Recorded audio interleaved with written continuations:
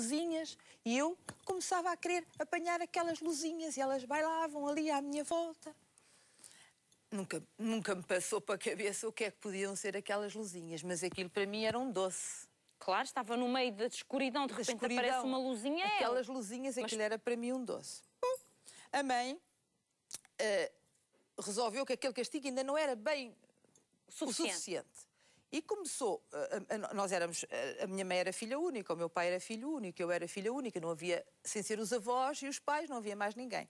Então éramos 3 à mesa, na casa de jantar, e havia o lugar do pai, à minha direita, havia o meu lugar e havia o lugar da mãe à minha esquerda. À minha frente havia uma cadeira vaga.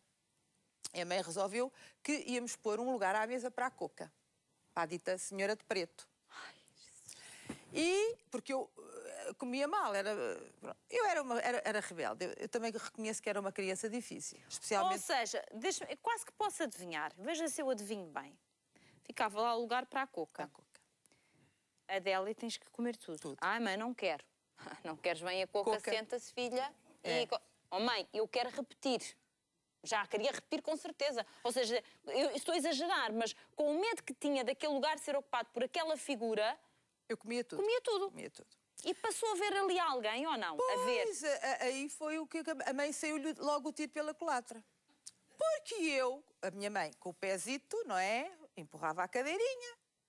A cadeirinha ia para trás, punha-se o pratinho, a minha mãe punha um pedacinho de pão, um copinho com água e puxava a cadeirita. Ai, que refinado, meu filho. Minha mãe era fantástica, arquitetava.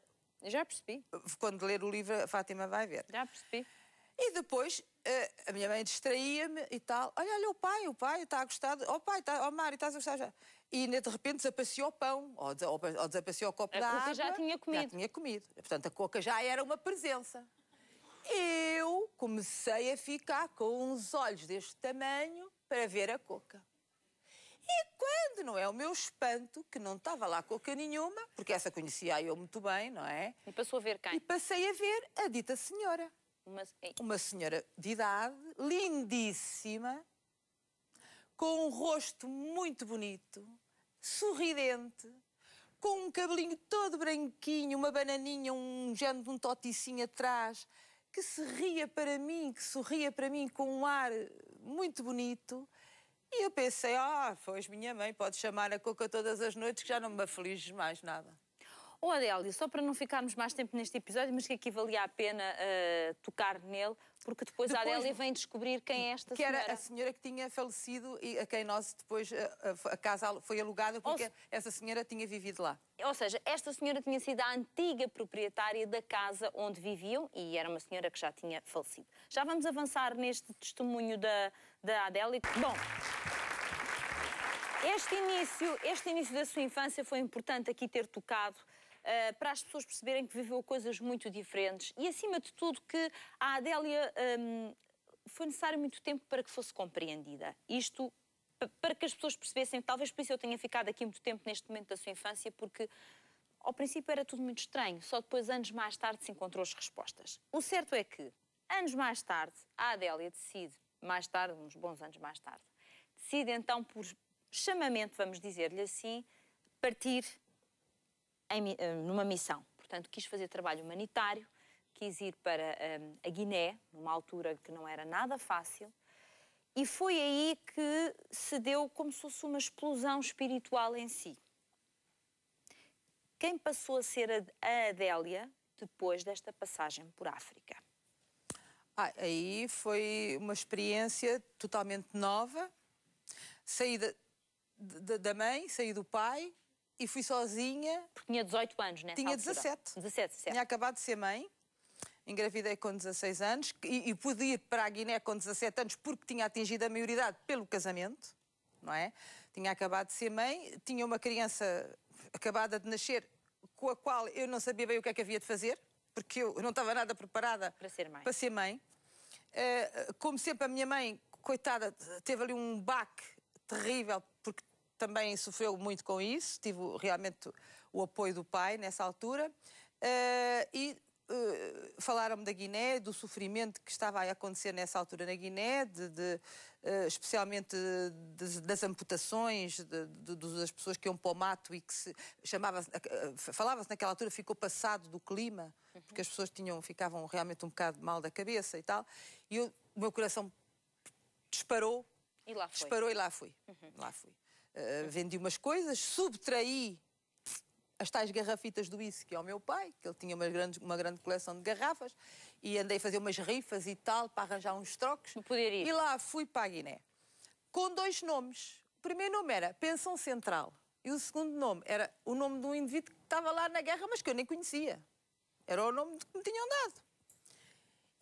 E chego lá, Pensão Central, quarto, talvez para a semana. Não havia.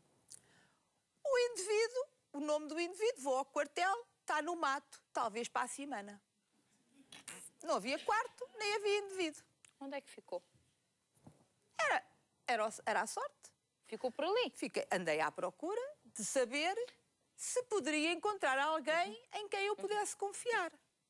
Adélia, vou aqui dar um passo, porque a Adélia tem uma história tão rica, podíamos fazer o programa inteiro só as duas a conversar, claro. É verdade, porque tem muitos momentos, mas acabou por encontrar... Aliás, a Adélia foi sempre encontrando as respostas e os caminhos que procurava, sempre.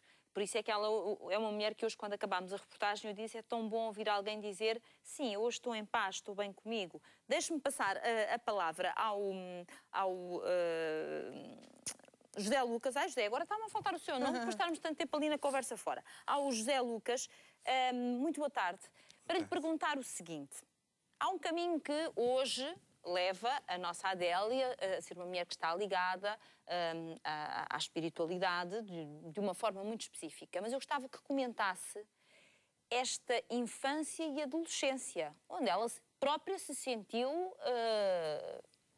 eu sou diferente, então, mas o que é que Deus fez comigo? Mas fez-me diferente? Eu estava-me a lembrar, enquanto ouvia aqui a história, de uma frase de um célebre dramaturgo inglês, que dizia que as grandes verdades começam por ser grandes blasfémias.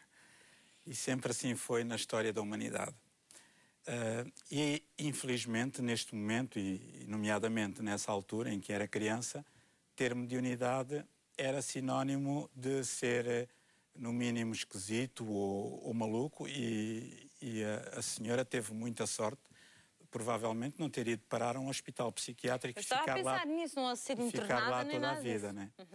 Curiosamente, antigamente, as pessoas que eram consideradas fora do normal porque tinham esse sexto sentido desenvolvido, eram consideradas malucas e internadas.